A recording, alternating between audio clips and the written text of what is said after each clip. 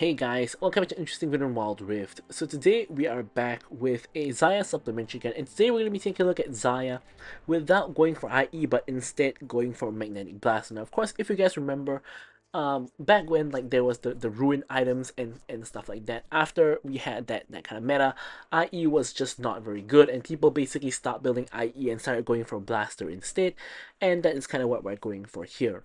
Right, so here looking at the top builds, I'm not sure what that top guy is building, but you can see that the second and third guy have basically gone for this build where you go for no IE, and that's one of the reasons why that is the case is because Xayah doesn't really need IE. We'll talk a little bit more about that in the gameplay section of the video, but let's first go over the build.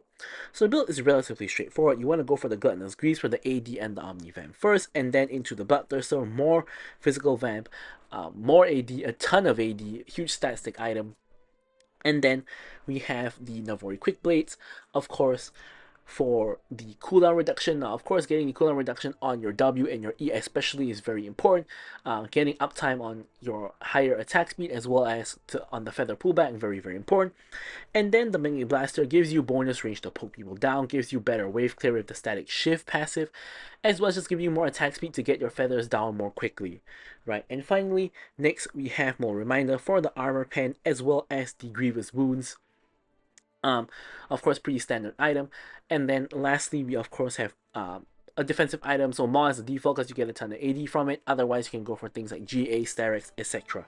Right, now for the runes, we of course have Lethal Tempo for the attack range and the attack speed. Then you have Brutal, you want to auto attack a ton with, and then you have Giant Sword to counter the tanks. Alacrity for even more attack speed as well as Bone Plating for the defensive capabilities. Now for the spells, Cleanse as well as Flash is what you most commonly take, because normally when you're playing Xayah, you're generally against a lot of CC, but if you're ever in a case where you don't need Cleanse, going for Ghost is amazing as well. With all that said though, let's now move on to take a look at the gameplay. Okay, so let's take a look at our gameplay itself. So we're back to another game of solo queue, rocking the Xayah of course, and we have with us a Xayah support. Now, I would say that Xayah doesn't really have any real amazing support pairing. She kind of really works with anybody. She's not really typically a champion who loves to play with enchanters, but having a Lulu, a Yuumi, or whatnot kind of is alright here, as we get a very nice trade onto the Ashe and basically nearly kill her at this point, forces her to pop the ghost, right? She kind of does okay with tank supports, right? Because if they engage, she can follow up with a root and you can get off a lot of damage. So she basically is not very support dependent. Of course, you do have her lover, Rakan, who's also a pretty good pairing. So we also do have that. Alright, but basically she doesn't really care too much about who her support is, right? So she basically works with anybody. She kind of cares a lot more about what her opponent is.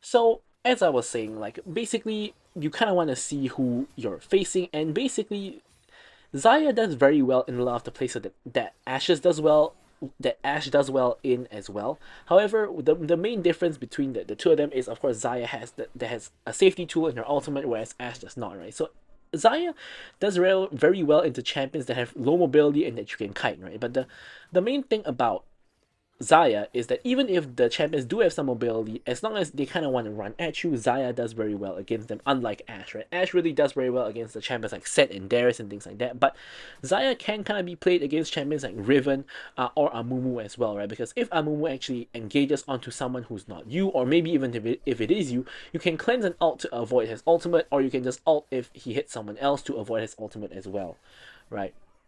So here in this case, you can see basically almost the entire enemy team kind of wants to run at you. You have Set, who obviously is a full melee champion, has to come near you. Yone is a little bit of an asterisk because while he is melee and he wants to run at you, he does have his soul unbound where he can snap back to his soul. So a lot of times the Xayah against Yone kind of matchup is kind of wonky in the sense that sometimes you can get outplayed by Yone if he snaps back. Sometimes he doesn't snap back and you actually root him on the spot, but you can't finish the kill because he snaps back. Sometimes you just burst him straight up and he doesn't manage to really do anything. So kind of depends on the game state and the skill of the two players. But yeah, Xayah against Yone is very, very common. And then you have Ari, who doesn't exactly want to run at you, but will kind of sort of dash at you to try to get off her charm and get off her combo. And then obviously here you have Amumu support, who obviously wants to dash in onto you and then ult you. And Ashe is pretty much the only champion in the entire team who doesn't want to run at you at all, right? So here, we're doing pretty well in the lane, right? Considering that Ashe is a pretty lane dominant champion, we're doing pretty well. Amumu engages when Ashe is not even actually here, and takes a ton of damage. Re-engages once again. Ashe is now flashing in for the kill onto the support Xayah, and unfortunately here, because of the gank coming in from Yone, he ends up getting the kill onto us, which ends up becoming a 1-for-2 trade in favor of the enemy team, of course. So we do get the kill onto Ashe eventually. Actually, we don't even get the kill onto Ashe. Xayah gets the kill onto Ashe because one of the random plants got the last hit, which I think is pretty unfortunate. But Xayah does end up picking up the kill there, and we don't. Right, so we could have obviously got the kill onto, not obviously, but we probably could have got the kill onto Amumu as well if Yone did not show up. Also, you could argue that instead of focusing the Ashe, we could have focused Amumu as well. But in my opinion, if you ever see an ADC flashing forward to kill your support, you have to be focusing the ADC, right? Because getting the kill on the Ashe is so much more important than getting the kill on Amumu. So I do believe I made the right decision there by focusing the Ashe. However, just a little bit unfortunate about what happened there. I mean, I could have possibly flashed the Yone out and tried to outplay the situation, but it definitely is a little bit of a challenging situation to kind of find yourself in. So here, regardless, inexplicably, because of this entire exchange, because Ashe got the kill and things like that, she's actually ahead of me in goal. Although now that we've pushed in the wave, we are kind of more even. But yeah, now Brand is coming in for a roam from the mid lane, but with the enemy team under tower, I don't really think we can do anything. We don't have anyone here who can viably tank the tower, so I don't see us diving the Amumu and the Ashe anytime soon. Also, of course, Amumu still has his ultimate and has a lot of CC, so you definitely don't want to be diving the Amumu lane, right? So here, objectives are now coming up. We have the priority and we have the shove as usual because, I mean, Xayah, of course, is a very strong poking champion, and Xayah has a lot of wave clear, and Xayah and Xayah are so hard to say. But anyways, yeah, so I don't really think there will be a situation where we don't have priority. Now here, unfortunately, Xayah is a little bit slow on the follow-up to my roots, so we don't get the kill. However, if there was good follow-up, we could have easily killed Ashe there. Ashe is now stuck on 1 HP. We have our Garen jungle, who's farming the dragon. Of course, Garen, ever since the rework, has been a very popular champion in every role, even the jungle apparently. Now Ashe, ulti goes wide, she runs straight into the feathers, easy kill onto her. Now Amumu goes onto me with a stun. I actually didn't want to QSS at first, then I decided to QSS. Indecisive play by myself. Probably should have either used it immediately or just not used it, but using it at the very end is kind of just a waste.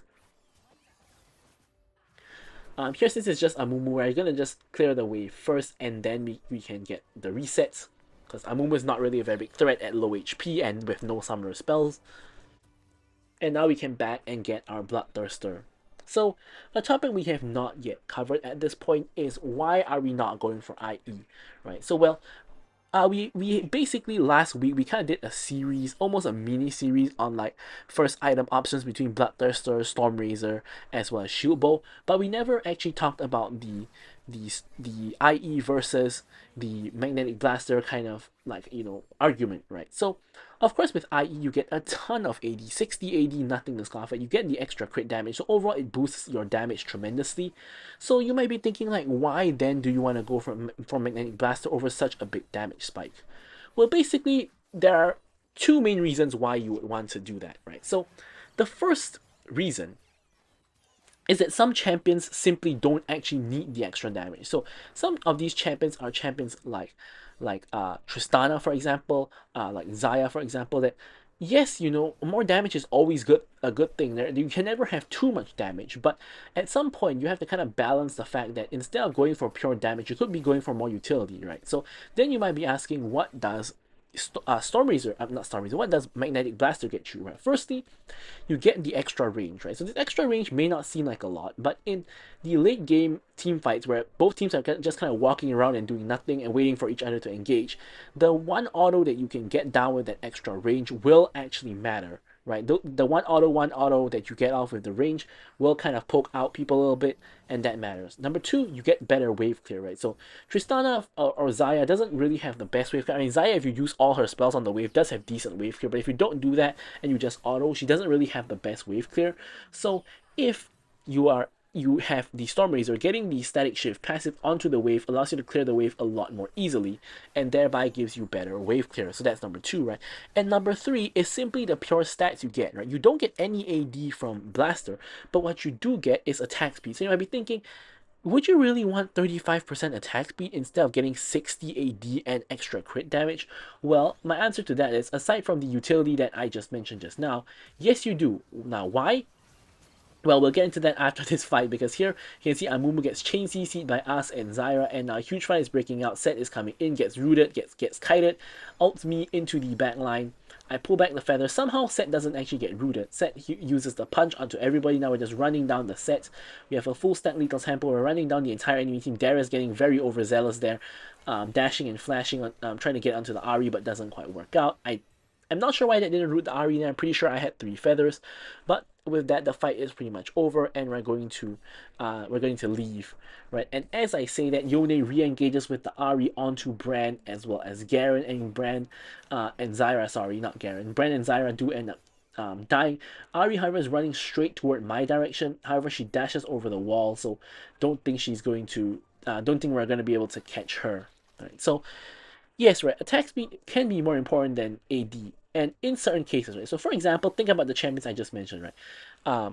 Tristana, Xayah, what does attack speed do for them? Well, with Tristana, you can stack the bomb more quickly without having IE. That's why Tristana hasn't built IE for months, right? Tristana always builds Magnetic Blaster. Xayah does normally build IE for the most part, but now people, you can see, are pivoting to building for attack speed instead of damage, because Xayah can get out the feathers more quickly, and of course her feathers will end up doing damage as well, right? So getting more feathers out more quickly allows you to then pull back your E more quickly, and then in the end give you more DPS, or not more, but comparable DPS to the IE. That's why a lot of times Xayah does work very well with the blaster as well. Now, another champion that this is also quite popular on is Sivir, right? And do believe we will be doing a Sivir video on going for Blaster instead of IE as well. And the logic is the same, right? Sivir can get out a lot more boomerangs, which is going to bounce around people a lot more compared to IE, where you get off less auto attack overall. So basically, this normally is really good for champions who want to auto attack to get something off, right? So either Tristana getting off her bombs, Xayah getting off her feathers, or Sivir getting off her boomerangs. Whereas on champions like for example, I really don't, can't really think of anything off the top of my head, but let's see, right? Let's see. So let's say champions like, well, nowadays most champions build on hit and not really build crit anymore. So now I'm struggling to think of crit champions, right? Because, like, for example, Jin, right? There's no way Jin doesn't build IE, right? Like, Jin builds both Blaster and IE, granted, I guess, but there's no way he doesn't, not build IE, right? Or like maybe Caitlyn, right? If you build Caitlyn with a crit build, you're always gonna build IE, because you're not gonna need to get off like more attacks for any reason other than to charge a headshot. But it's not like you're charging a bomb. It's not like you're getting off feathers. It's not like you're getting off boomerang. So you definitely want to go for IE. Same story with something like a Draven, for example. I guess you could say you don't want to get off more access or anything like that. You just want more damage, right? Things like that, right? So here, enemy team is funneling into a choke point. Myself and Garen are able to run the Ashe down and get the kill on her. In the meantime, the rest of our team is killing the set. And this is 20 seconds away from Baron spawning. Now, if we could do this in a little bit later, it would be amazing to get a free Baron. But unfortunately, the window is kind of not really right. So the enemy team is kind of going to be ready when Baron is up. So we don't really get a free Baron here. Now at this point, I have 2 full items. I'm going to look for goal to be able to complete my magnetic blaster here. So I'm just farming the jungle. Looks like a fight's about to break out mid lane, so I'm kind of waffling around as to whether or not I should farm or help my team. Now, as I finally decide to go and farm, my team gets into a fight, so I farm the Gromp and run toward mid lane to help my team. My team doesn't even need my help, with them already picking up the kill onto Ari. Everybody is in the mid lane here. Yone is going in. You can see here, I get the root onto Yone. I basically get the outplay on Yone at this time here. I ult to prevent Amumu from engaging onto me, trying to get the root down onto the Amumu and the set, but I only get it onto the Amumu. Now my Garen is running in. I flash forward, get the feathers down. Amumu tries to do a last ditch stun onto 3 people, which does kind of help, but Set is just going to get run down. He's not going to escape. And we get a clean ace onto the enemy team. Now, myself and Garen, we are going to go ahead and DPS the Baron. Now, here I honestly thought it would be a pretty easy Baron because I have myself and my jungler. He's going to tank for me. I'm just going to blast down the Baron.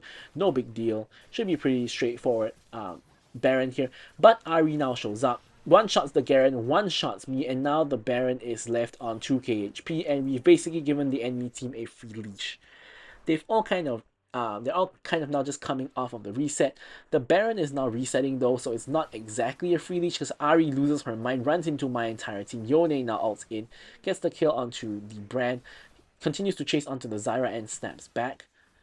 So yeah, it just becomes wild. So now the enemy team is restarting the Baron. Ward over the wall from the Amumu to spot out anybody now. Now, Amumu can just tag the Baron for free.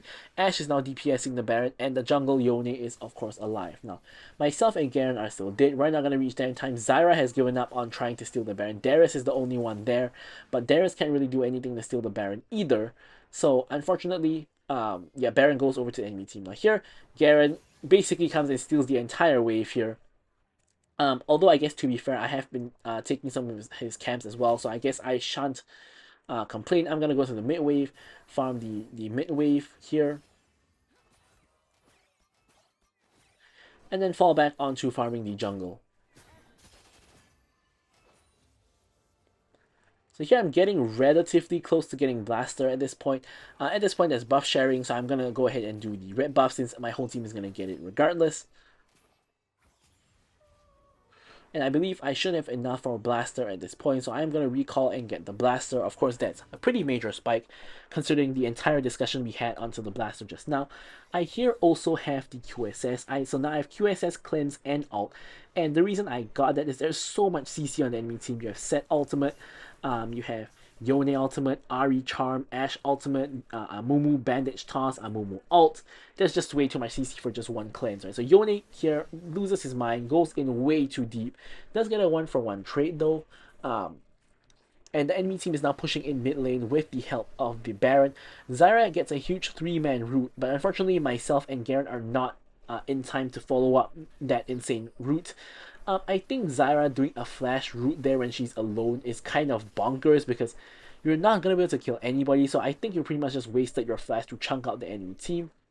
Now here the enemy team is trying to do dragon without their jungler, and I don't think that's a very good idea, right? So here I'm really not looking for the dragon, I'm looking for a fight, right? So I want to kill Amumu here. We get the kill on Amumu.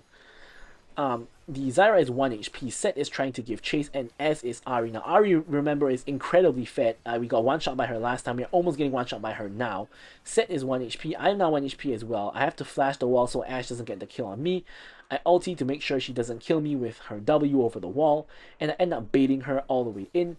And get killed by Darius. Now here there's a wave, so I'm going to lifesteal off the wave a little bit and just basically ensure the wave doesn't die to tower.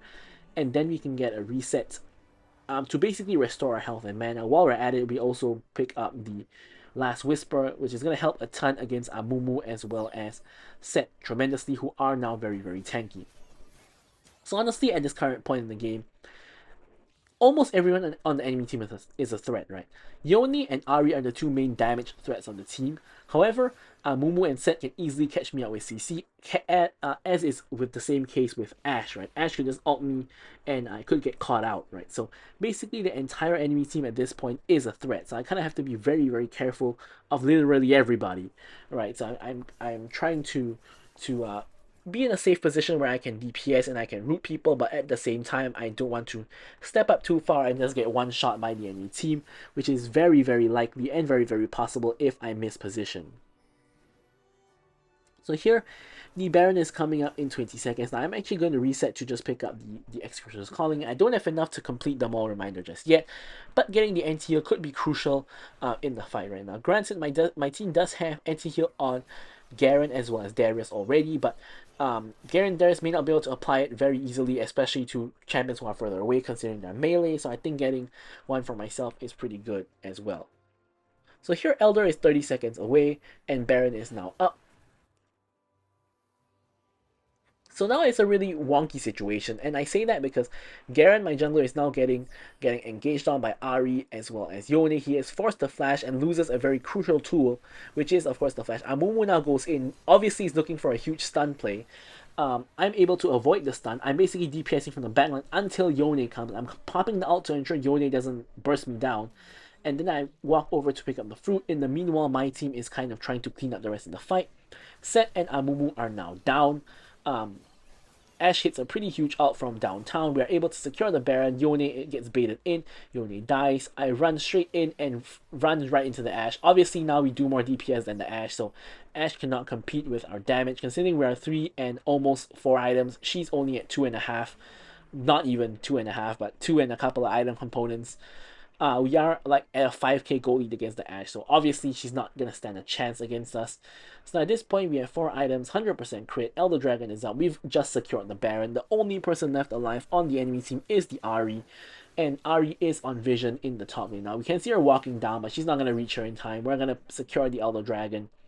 And at this point with Baron and Elder, we also have 100% crit and our boot enchant and everything. We're only missing like 1 item. We basically are almost at peak power. So now is the time to like push and end. Look at Amumu, right? He just stands there, gets rooted, and then just dies, right? He does absolutely nothing and just dies, right? That's the power of Xayah and the Elder Dragon. Now here, I pop the QSS there because I'm afraid there's going to be a random follow-up from Ahri over the wall or Yone. Now here, I use all of my tools, right? I use everything to try to escape from Yone. I already ulted, I flash, everything. Cleanse wouldn't have helped here. So, unfortunately, I do end up dying to the Yone, but in the meanwhile, my team secures the top lane inhibitor. Darius dies, unfortunately, so we're in a little bit of a sticky situation here. Minions are going to secure the bot lane tier 2, and we've basically gotten all the tier 2s at this point. And unfortunately, only 2 members of my team are left, right? So there's not a lot we can really do, even though I believe Garen still has the Elder. I don't think Xayah has any Elder. Only Garen has it, but Garen can't be walking in 1v5, so we're not going to be able to do anything much more with the Baron and Elder. So the game continues. Here we are going for Hex Drinker last item because Ahri, of course, is a huge burst damage threat, and Yone does do some magic damage himself as well. So I'm thinking that probably Hex Drinker is the best way to go in this particular game. Now I'm trying desperately to farm up to Hex Drinker because ideally I want to get Hex Drinker before the next big team fight, likely at the next spawn of Baron, as Baron is going to be the next objective that's up, and logically both teams should be going for the Baron, and that's likely where the next huge fight is going to occur. Now of course there's always a chance, this being a random solo queue game, that randomly out of nowhere a fight breaks out like this, right? So Ahri loses her mind, kills the brand, but I kill her in return. And look at this fight, right? No one is touching me. I'm just DPSing everybody from behind. Yone tries to go in. I completely outplay him. He goes down, and here I'm just DPSing everybody. This is the first time anyone has even touched me. It was an auto attack from the set, and essentially in that match, that fight, I think I played that fight perfectly. I ulted the Yone out, completely outplayed the Yone. However, before I kind of get ahead of myself, Yone is still alive, although he didn't manage to kill me there. He is one man trying to defend against the 3 of us. Xayah is running away. Yone tries to go in, goes in, and basically you can see he bursts me down, but honestly, it's fine because my team picks up the kill onto Yone. Trading 1 for 1 in this case is amazing because this means that my team ends the game for free with nobody defending the base. So the sacrifice was worth it. We get the dub here. And as usual, I'm going to leave you guys with the stats. Thank you guys so much for watching the video, and goodbye.